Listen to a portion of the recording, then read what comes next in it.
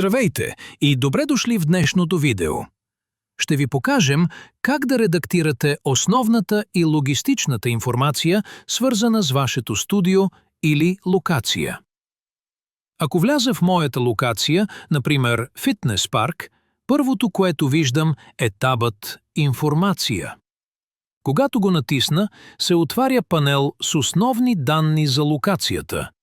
Име на студиото, адрес, описател на локация, град и официален телефонен номер. Важно е адресът, който въведете, да съвпада с този в Google Maps, за да могат клиентите лесно да ви открият. Към това можете да добавите описателен адрес, като например зад футболния стадион, за по-голяма яснота.